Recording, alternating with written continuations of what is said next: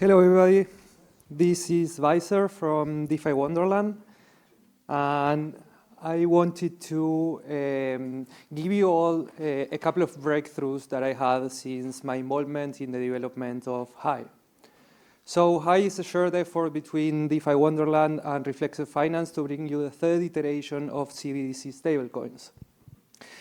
The thing that brings us all here is this symbol that I have behind, but the thing is I am a mechanical engineering and it's a kind of applied theoretical physics, so we didn't saw this symbol a lot in my class.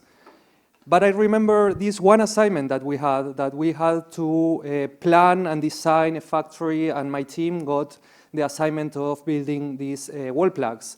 And this was the first time we saw this symbol, and I remember at mid-semester we came to the teacher and we said like, okay, we need this money upfront, we need this money to pay for workforce, for electricity, for machines, and he answered like, okay, but do you have that kind of money? And we said like, of course not. And he said like, well, then you need to rent money. Then if you were making these wall plugs for 10 cents a pop, you can rent this money as well as you're renting the place, the workforce, the electricity, and you're going to be making these wall plugs for 15 cents a plug. So, but that time, in my naiveness, I was very strange that you can rent money with money. My face resembled what you see in the screen.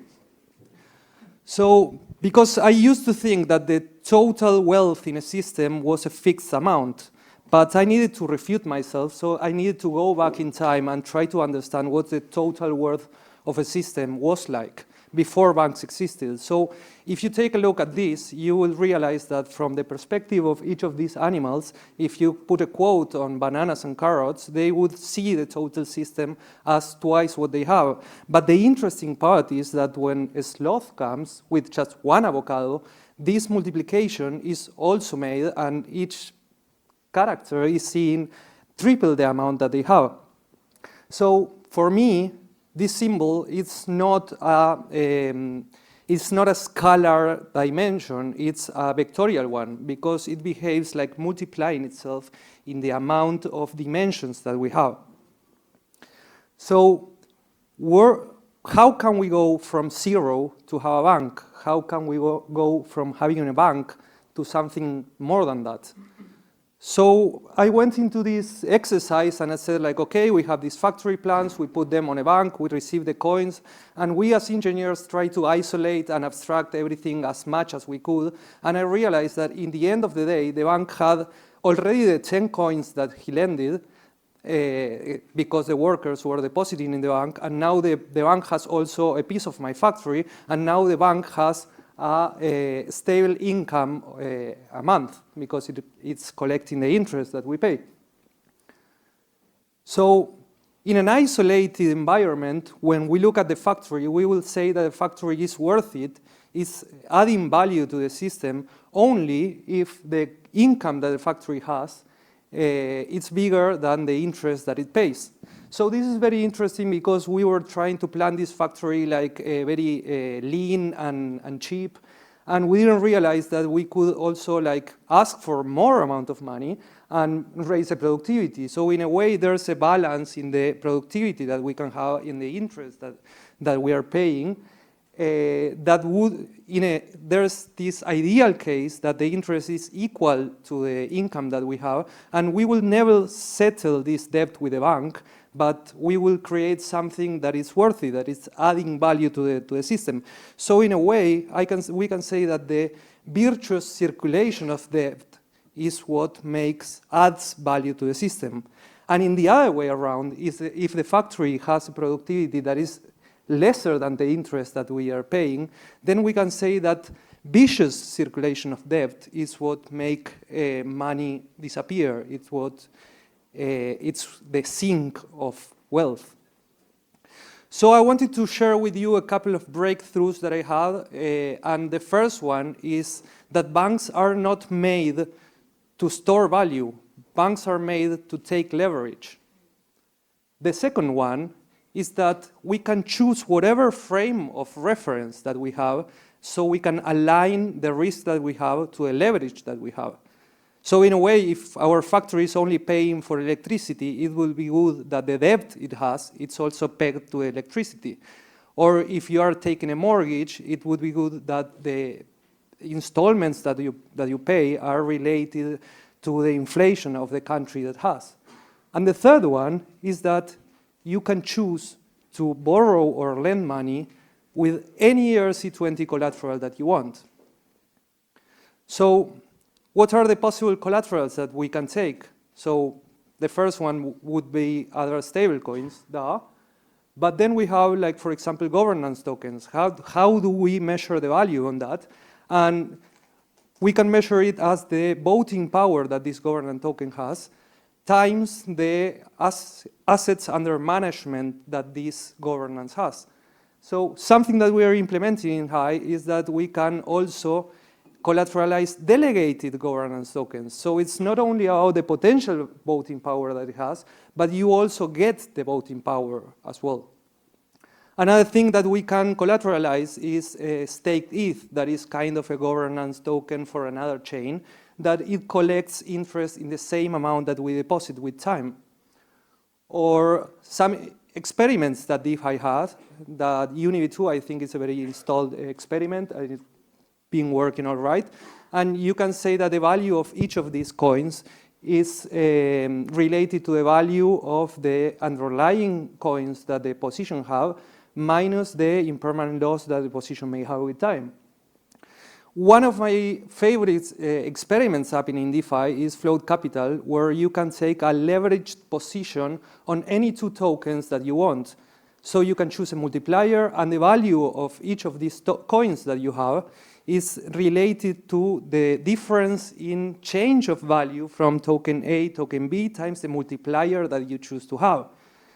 The interesting part of this experiment is that the users of float capital never are in touch with any of the underlying assets that they are taking leverage on. Now, there are another experiments that very few people understand. That one is, for example, timeless finance, that when you deposit some token that it brings a yield, they divide this token into the positive yield that it has and the negative yield that it has. So the value of each of these coins is related to the difference in yield with time or minus the difference in yield with time. Or this is another thing that Polymarket lets you bet on anything that you want. So the value of each of these coins that you get is related to a probability of this event happening times the people that say it will happen and the people that say it won't.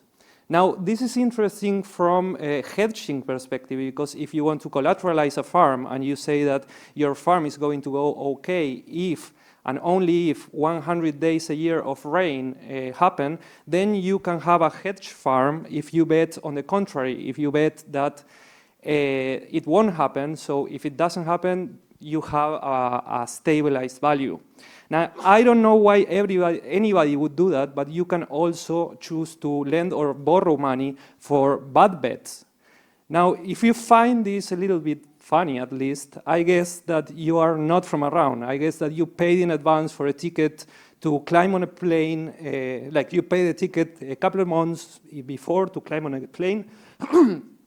And the truth is that none of you paid for the ticket at a fair price. Now, what's a fair price for a plane ride?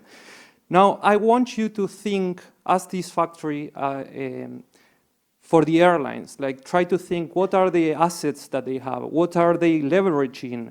What are the costs and risks that they have? And try to think, like, if there's a possibility of building some coin that it's pegged to a plane ride.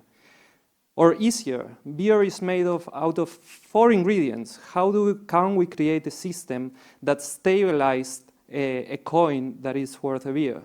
I'm not saying that all of the plane rides should be the same or all of the beer should be the same. I'm saying that maybe there are a couple of individuals in the ecosystem that would be benefit from having a coin like that. Because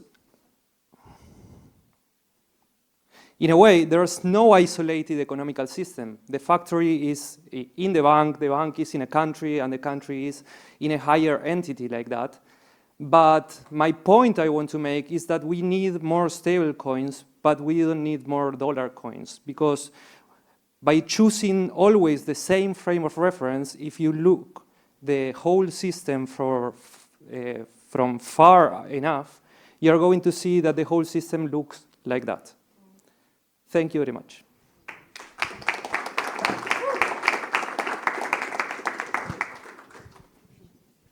And we have time for some questions, if anybody has one.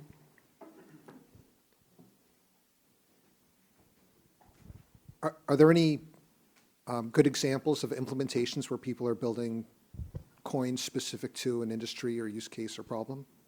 I think when I try to think about this, it's not in crypto maybe, but the mortgages that some countries in development have to incentivize people, social housing, that they choose to have this debt that is pegged to inflation that the country has. So in a way, we're choosing sometimes like things that are not dollar, and we're choosing like to have a different frame of reference to take this bet, to take these bets, and people are being benefit from that. Is there a use case in crypto that you think it would be a good one to start with? Or a good industry to start with? That's a good question. I'll talk to you later.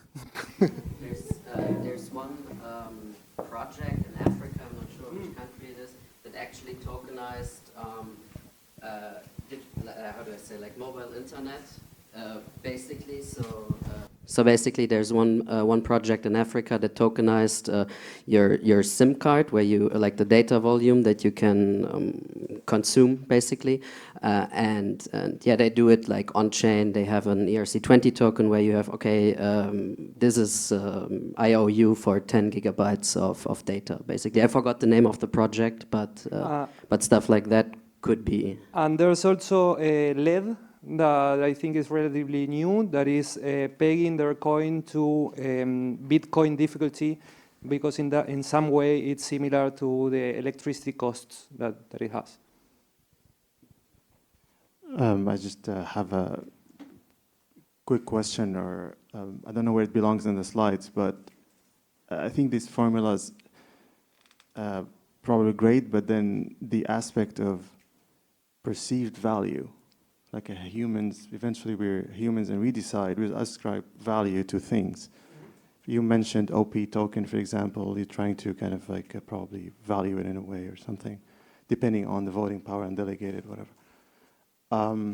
But then there's also the perceived value of the community of holders, for example, the token holders, or the community. How do you create a formula to measure that? Because I think that's extremely important, especially in DeFi and blockchain. You see like communities clustered around a project because of the token, and then that actually increases the value of the token, not only because of the holdings, also because of the value, the perceived value by holders. And I think that's extremely important.